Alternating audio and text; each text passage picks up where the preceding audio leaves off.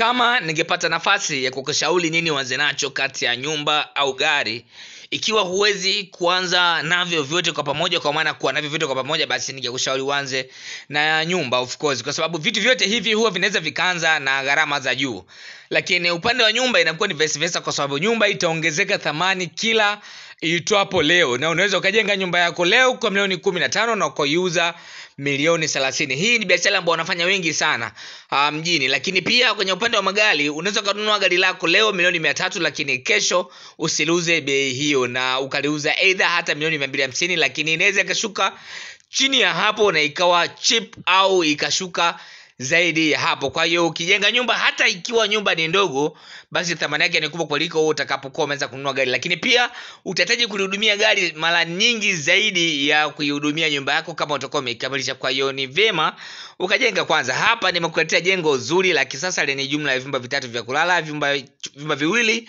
ni single. Kuna choo cha public, sebule, dining, jiko pamoja na store, lakini kuna chumba kimoja ambacho ni master ikiwa na vyoo viwili vya public, kwa maana choo cha public kwa upande wa ndani wa jengo na choo cha public kwa upande wa nje wa jengo. Jengo lina upana wa mita 12.4 na urefu ni mita 12.9. Of course ni nzuri sana, liko na mpangilio mzuri, lakini ni simple, halina mambo mengi sana. Lakini pia jumla tofali zinazotumika hapa ni tofali 2500 za blocks katika usawa wa boma, lakini pia imetumia jumla ya bati 80 za futi 10 na mbao za kenchi ni 150. Hili jengo limetawaliwa na gable roof katika baadhi ya kuta, kwa maana ya kuta zake zimepanda juu zaidi katika usawa wa bati, kiasi ambacho inapunguza idadi ya bati na mbao kwa asilimia kubwa sana. Ukiweza kuangalia mahitaji yaliyoko kwenye nyumba hii, of course ni nyumba ambayo ina mahitaji yote yanayotakiwa kuwa katika jengo lolote pale la kisasa.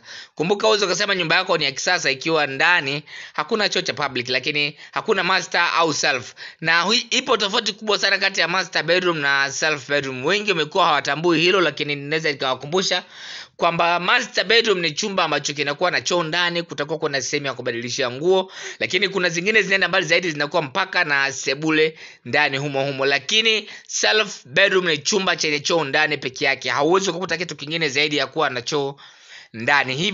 Hizo ndizo tofauti kati ya self bedroom na master bedroom. Kitu kingine ambacho nataka nikwambie sasa hivi ni kwamba ramani 30 au video 30 za ramani za nyumba tofauti tayari zimewekwa katika mtandao wa YouTube. Kwa hiyo unachotakiwa kufanya ni kwenda YouTube sasa hivi ili uhakikishe umepata kuzitazama zote na kuendelea kujifunza zaidi kuhusiana na masuala ya ramani za nyumba.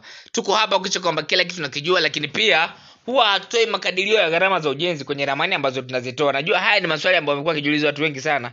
Ukweli ni kwamba gharama za ujenzi huwa hazifanani, na upande ambao tumechagua kwa sisi ni upande ambao utakuwa unasaidia na kuhakikisha kwamba kila mtu anapata elimu kuweza kufahamu mengi kuhusiana na masuala ya ujenzi na sio kupotosha. Kwa hiyo kama ni hivyo, ndio maana hatuwezi kukutajia gharama za ujenzi. Lakini pia kama utakuwa unajenga, idadi ya material ambayo tunakuwa tumeyatoa ni material ambayo yanayotumika kwenye usawa wa boma peke yake. Hatujataja material yanayotumika kwenye msingi, kwa sababu material hayo yatategemeana sana na shape ya eneo ambalo unaenda kujenga, na maanisha shape ya kiwanja chako, kwa sababu kuna baadhi ya viwanja shape yake upande mmoja una mwinuko, mwingine unakuwa una bonde na vitu kama hivyo. Lakini pia aina ya udongo ambao unapatikana kwenye kiwanja chako itatoa majibu msingi utakaotumia hapo utakuwa ni msingi wa aina gani na utaenda chini kwa kiasi gani. Hii nayo huwa inaongeza gharama sana, kwa sababu gharama za ujenzi of course zinakuja kuanza kwenye msingi.